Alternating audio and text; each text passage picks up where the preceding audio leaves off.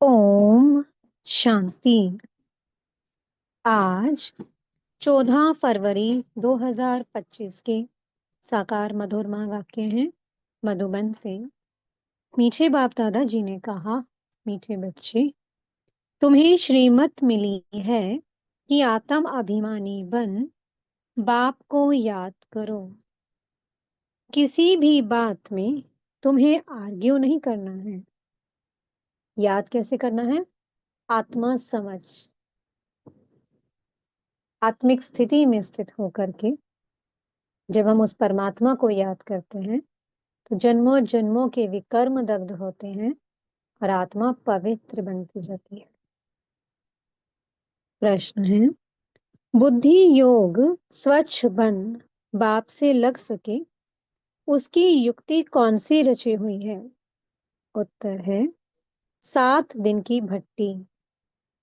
कोई भी नया आता है तो उसे 7 दिन के लिए भट्टी में बिठाओ जिससे बुद्धि का किचड़ा निकले और गुप्त बात, गुप्त बाप, गुप्त पढ़ाई और गुप्त वर्षे को पहचान सके। अगर ऐसे ही बैठ गए तो मूंझ जाएंगे, समझेंगे कुछ नहीं। गीत चला है, जाग सजनिया जाग। ओम शांति। बच्चों को ज्ञानी तो आत्मा बनाने के लिए ऐसे ऐसे जो गीत हैं वह सुनाकर फिर उसका अर्थ करना चाहिए तो वाणी खुलेगी। मालूम पड़ेगा कि कहाँ तक सृष्टि के आदि मध्य अंत का ज्ञान बुद्धि में है।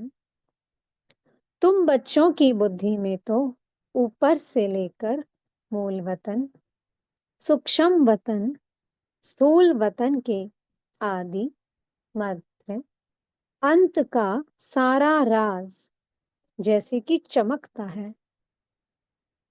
बाप के पास भी ये ज्ञान है जो तुमको सुनाते हैं। ये है बिल्कुल नया ज्ञान। भल शास्त्र आदि में नाम है, परंतु वह नाम लेने से अटक पड़ेंगे, डिबेट करने लग पड़ेंगे। यहाँ तो बिल्कुल सिंपल रीति समझाते हैं। भगवान वाच, मुझे याद करो, मैं ही पतित पावन हूँ। कभी भी श्री कृष्ण को वा ब्रह्मा, विष्णु, शंकर आदि को पतित पावन नहीं कहेंगे। सूक्ष्म वतन वासियों को भी तुम पतित पावन नहीं कहते हो, तो स्थूल वतन के मनुष्य पतित पावन कैसे हो सकते हैं? ये ज्ञान भी तुम्हारी बुद्धि में ही है। शास्त्रों के बारे में जास्ती आर्ग्यू करना अच्छा नहीं है। बहुत वाद विवाद हो जाता है। एक दो को लाठियां भी मारने लग पड़ते हैं। तुमको तो बहुत सहज समझाया जाता है। शास्त्रों की बातों में टू मच नहीं जाना है। मूल बात है ही आत्म अभिमानी बनने की। अपने को आत्मा समझना है और बाप को याद करना है। ये श्रीमत है मुख्य, बाकी है डिटेल। बीज कितना छोटा है, बाकी झाड़ का विस्तार है। जैसे बीज में सारा ज्ञान समाया हुआ है, वैसे ये सारा ज्ञान भी बीज में समाया हुआ है। तुम्हारी बुद्धि में बीज और झाड़ आ गया है। जिस प्रकार तुम जानते हो और कोई समझ ना सके। झाड़ की आयु ही लंबी लिखती है। बाप बैठ बीज और झाड़ व ड्रामा चक्र का राज समझाते हैं। तुम हो स्वदर्शन चक्रधारी। कोई नया आए, बाबा महिमा करे कि स्वदर्शन चक्रधारी बच्चों, तो कोई समझ ना सके। वह तो अपने को बच्चे ही नहीं समझते हैं। ये बाप भी गुप्त है, तो नॉलेज भी गुप्त है, वर्षा भी गुप्त है। नया कोई भी सुनकर मूंझ पड़ेंगे, इसलिए 7 दिन की भट्टी में बिठाया जाता है। ये जो 7 रोज भागवत व रामायण आदि रखते हैं, वास्तव में ये इस समय 7 दिन के लिए भट्टी में रखा जाता है। तो बुद्धि में जो भी सारा किचड़ा है वह निकालें और बाप से बुद्धि योग लग जाए। यहाँ सब हैं रोगी, सतयुग में ये रोग होते नहीं। ये आधा कल्प का रोग है। 5 विकारों का रोग बड़ा भारी है। वहां तो देही अभिमानी रहते हैं। जानते हो, हम आत्मा एक शरीर छोड़ दूसरा लेती हैं। पहले से साक्षात्कार हो जाता है। अकाले मृत्यु कभी होता नहीं। तुमको काल पर जीत पहनाई जाती है। काल काल महाकाल कहते हैं। महाकाल का भी मंदिर होता है। सिख लोगों का फिर अकाल तख्त है। वास्तव में अकाल तख्त ये भ्रुकुटी है, जहां आत्मा विराजमान होती है। सभी आत्माएं इस अकाल तख्त पर बैठी हैं। ये बाप बैठ समझाते हैं। बाप को अपना तख्त तो है ही नहीं, वह आकर इनका ये तख्त लेते हैं। शिव बाबा निराकार ज्योतिर्बिंदु परमात्मा आते हैं इस दुनिया में और इस साकार शरीर में ब्रह्म तन में बैठ सारा ज्ञान सुनाते हैं।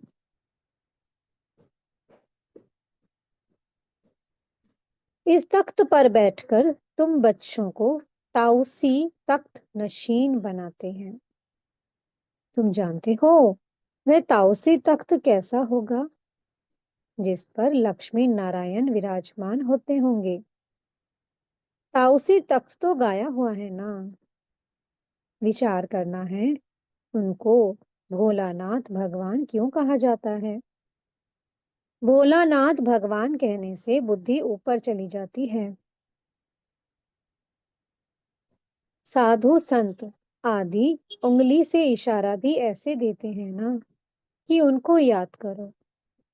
यथार्थ रीति तो कोई जान नहीं सकती।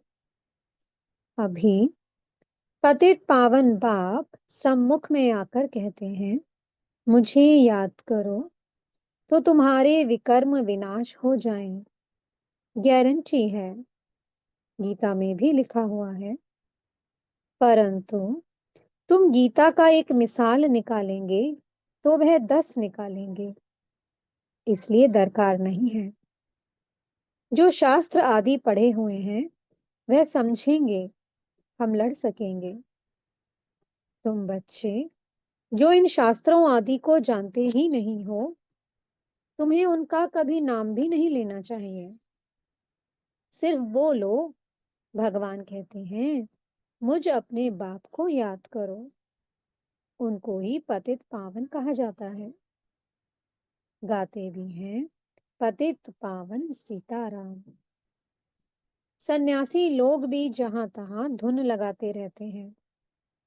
ऐसे मत मतांतर तो बहुत है ना।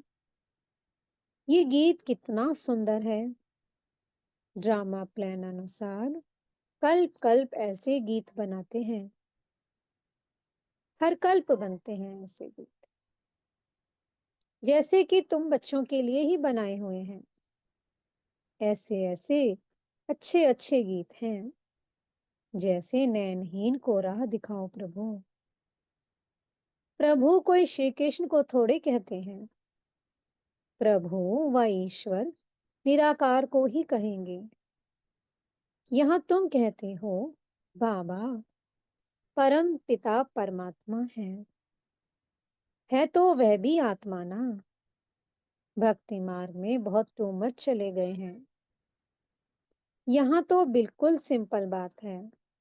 अल्फ और बे। अल्फ अल्लाह, बे बादशाही। इतनी तो सिंपल बात है। बाप को याद करो तो तुम स्वर्ग के मालिक बनेंगे। बरोबर, ये लक्ष्मी नारायण, स्वर्ग के मालिक, संपूर्ण निर्विकारी थे। तो बाप को याद करने से ही तुम ऐसा संपूर्ण बनेंगे। जितना जो याद करते हैं और सर्विस करते हैं, उतना वह उच्च पद पाते हैं। वह समझ में भी आता है। स्कूल में स्टूडेंट समझते नहीं हैं कि क्या कि हम कम पढ़ते हैं। जो पूरा अटेंशन नहीं देते हैं तो पिछाड़ी में बैठे रहते हैं, तो जरूर फेल हो जाएंगे। बाबा ने समझाया कि हर स्टूडेंट को पता रहता है अपना, कि वो कितना पुरुषार्थ कर रहा है, कि वो फेल होने वाला है या पास होने वाला है। तो इसलिए बाबा ने कहा याद पर जोर देना है, याद पर अटेंशन। याद से ही आत्मा पवित्र बनेगी। जितनी जितनी आत्मा पवित्र बनती जाती है, वो आप पे ही सर्विस करती है। अपने आप को रिफ्रेश करने के लिए ज्ञान के जो अच्छे अच्छे गीत बने हुए हैं, उन्हें सुनना चाहिए। ऐसे ऐसे गीत अपने घर में रखने चाहिए। किसको इस पर समझा भी सकेंगे, कैसे माया का फिर से परछाया पड़ता है। शास्त्रों में तो ये बातें हैं नहीं कि कल्प की आयु 5000 वर्ष है। ब्रह्मा का दिन और ब्रह्मा की रात आधा आधा है। ये गीत भी कोई ने तो बनवाए हैं। बाप बुद्धिवानों की बुद्धि है, तो कोई की बुद्धि में आया है, जो बैठ बनाया है। इन गीतों आदि पर भी तुम्हारे पास कितने ध्यान में जाते थे। एक दिन आएगा जो इस ज्ञान के गीत गाने वाले भी तुम्हारे पास आएंगे। बाप की महिमा में ऐसा गीत गाएंगे जो घायल कर देंगे। ऐसे ऐसे आएंगे। ट्यून पर भी मदार रहता है। जो गीत की बैकग्राउंड ट्यून होती है, बाबा के उस पर भी बहुत मदार रहता है। गायन विद्या का भी बहुत नाम है। अभी तो ऐसा कोई है ही नहीं। सिर्फ एक गीत बनाया था, कितना मीठा, कितना प्यारा। बाप बहुत ही मीठा, बहुत ही प्यारा है। तब तो सब उनको याद करते हैं। ऐसे नहीं कि देवताएं उनको याद करते हैं। चित्रों में राम के आगे भी शिव दिखाया है। राम पूजा कर रहा है, ये है रॉन्ग। देवताएं थोड़े ही किसको याद करते हैं, याद मनुष्य करते हैं। तुम भी अभी मनुष्य हो, फिर देवता बनेंगे। देवता और मनुष्य में रात दिन का फर्क है। वही देवताएं फिर मनुष्य बनते हैं। कैसे चक्र फिरता रहता है, किसको भी पता नहीं है। तुमको अभी पता पड़ा है कि हम सच सच देवता बनते हैं। अभी हम ब्राह्मण हैं, नई दुनिया में देवता कहलाएंगे। अभी तुम वंडर खाते हो। ये ब्रह्मा खुद ही, जो इस जन्म में पहले पुजारी था, श्री नारायण की महिमा गाते थे। नारायण से बड़ा प्रेम था। अब वंडर लगता है हम सो बन रहे हैं। तो कितना खुशी का पारा चढ़ना चाहिए। तुम हो अननोन वॉरियर्स, नॉन वायलेंस। सचमुच तुम डबल अहिंसक हो। ना काम कटारी, ना वो लड़ाई। काम अलग है, क्रोध अलग चीज है। तो तुम हो डबल अहिंसक, नॉन वायलेंस सेना। सेना अक्षर से उन्होंने फिर सेनाएं खड़ी कर दी हैं। महाभारत लड़ाई में मेल्स के नाम दिखाए हैं, फीमेल्स नहीं हैं। वास्तव में तुम हो शिव शक्तियां। मेजॉरिटी तुम्हारी होने के कारण शिव शक्ति सेना कहा जाता है। ये बातें बाप ही बैठ समझाते हैं। अभी तुम बच्चे नवयुग को याद करते हो।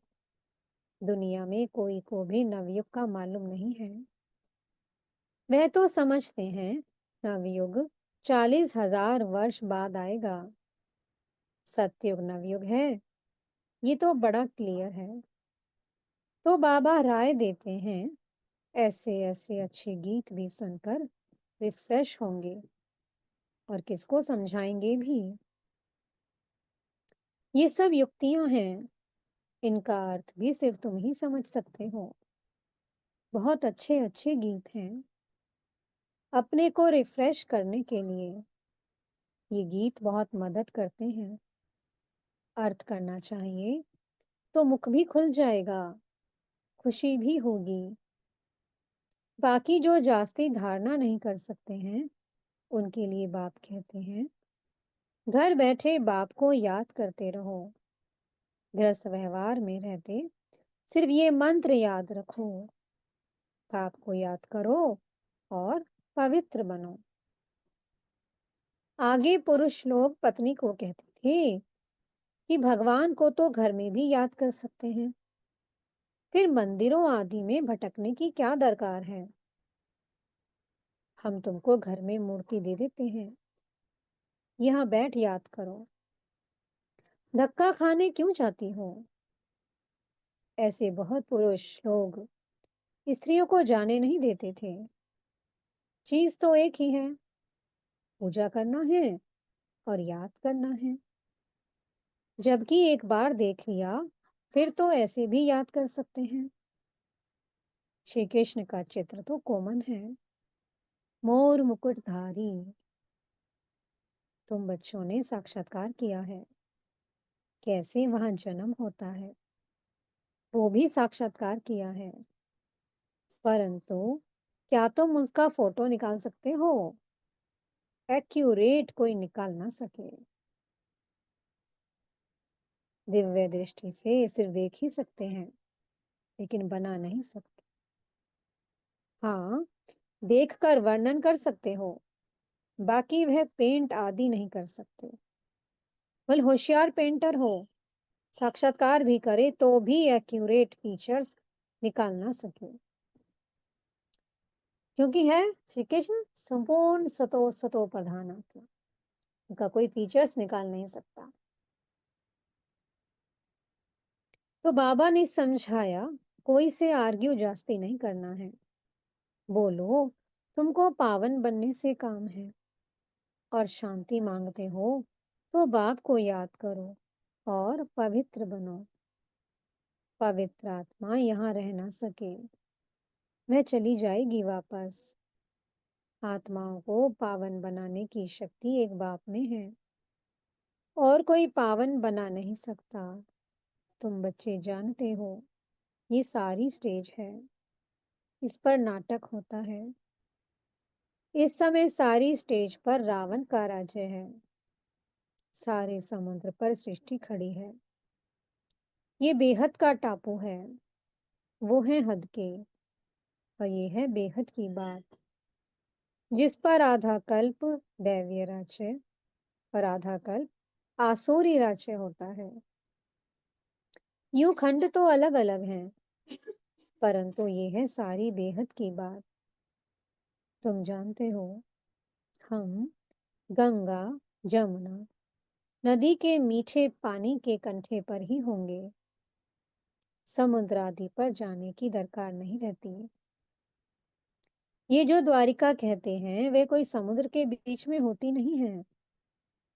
द्वारिका कोई दूसरी चीज नहीं है। तुम बच्चों ने सब साक्षात्कार किए हैं। शुरू में ये संदेशी और गुलजार बहुत साक्षात्कार करती थी। इन्होंने बड़े पार्ट बजाए हैं, क्योंकि भट्टी में बच्चों को बहलाना था। वो साक्षात्कार से बहुत बहुत बहले हैं। बाप कहते हैं फिर पिछाड़ी में बहुत बहलेंगे। ये पार्ट फिर और है। गीत भी है ना, हमने जो देखा सो तुमने नहीं देखा। तुम जल्दी जल्दी साक्षात्कार करते रहेंगे। जैसे इम्तिहान के दिन नजदीक होते हैं, तो मालूम पड़ जाता है कि हम कितने मार्क्स से पास होंगे। तुम्हारी भी ये पढ़ाई है। अभी तुम जैसे नॉलेजफुल हो बैठे हो, सभी फुल तो नहीं होते हैं। स्कूल में हमेशा नंबरवार होते हैं। ये भी नॉलेज है। मूल वतन, सूक्ष्म वतन, तीनों लोकों का तुमको ज्ञान है। इस सृष्टि के चक्र को तुम जानते हो, ये फिरता रहता है। बाप कहते हैं, तुमको जो नॉलेज दी है, ये और कोई समझा ना सके। तुम्हारे पर है बेहद की दशा, कोई पर बृहस्पति की दशा, कोई पर राहु की दशा होती है, तो जाकर चंडाल आदि बनेंगे। ये है बेहद की दशा, पर वो होती है हद की दशा। बेहद का बाप बेहद की बातें सुनाते हैं, बेहद का वर्षा देते हैं। तुम बच्चों को कितनी ना खुशी होनी चाहिए। तुमने अनेक बार बादशाही ली है और गवाई है। ये तो बिल्कुल पक्की बात है। Nothing new. तब तुम सदैव हर्षित रह सकेंगे। नहीं तो माया गुटखा खिलाती है। तो तुम सभी आशिक हो एक माशूक के। सब आशिक उस एक माशूक को ही याद करते हैं। वह आकर सभी को सुख देते हैं। आधा कल्प उनको याद किया है। अब वो मिला है तो कितनी खुशी होनी चाहिए। अच्छा, मीठे मीठे सी की लधी बच्चों प्रति माता पिता बाप दादा का याद प्यार और गुड मॉर्निंग। रूहानी बाप की रूहानी मीठे रूहानी बाप दादा जी को बहुत बहुत याद प्यार, गुड मॉर्निंग और नमस्ते। धारणा के लिए मुख्य सार है। पहला पॉइंट, सदैव हर्षित रहने के लिए नथिंग न्यू का पाठ पक्का करना है। बेहद का बाप हमें बेहद की बादशाही दे रहे हैं। इस खुशी में रहना है। दूसरा पॉइंट है, ज्ञान के अच्छे अच्छे गीत सुनकर स्वयं को रिफ्रेश करना है। उनका अर्थ निकालकर दूसरों को सुनाना है। मीठे सतगुरु जी वरदान दे रहे हैं, माया के संबंधों को डाइवोर्स दे। बाप के संबंध से सौदा करने वाले माया जीत मोह जीत भव। अब स्मृति से पुराना सौदा कैंसिल कर सिंगल बनो। आपस में एक दो के सहयोगी भल रहो, लेकिन कंपेनियन नहीं। कंपेनियन एक को बनाओ, तो माया के संबंधों से डाइवोर्स हो जाएगा। माया जीत मोह जीत विजयी रहेंगे। अगर जरा भी किसी में मोह होगा तो त्रिव पुरुषार्थी की बजाय पुरुषार्थी बन जाएंगे। इसलिए क्या भी हो, कुछ भी हो, खुशी में नाचते रहो। मिरवा मौत मलू का शिकार। इसको कहते हैं नष्टो मोहा। ऐसा नष्टो मोहा रहने वाले ही विजय माला के दाने बनते हैं।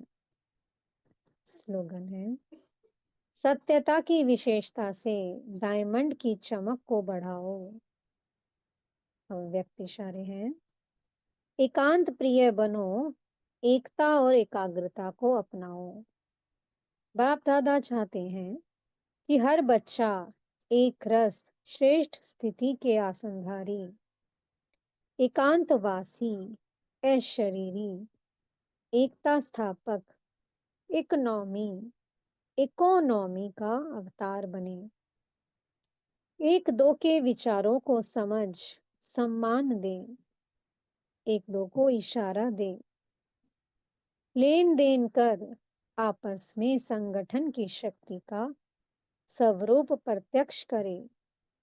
क्योंकि आपके संगठन की एकता की शक्ति सारे ब्राह्मण परिवार को संगठन में लाने के निमित्त बनेगी। ओम शांति। बहुत बहुत शुक्रिया प्यारे प्यारे हमारे मीठे मीठे बाप दादा जी का। ओम शांति।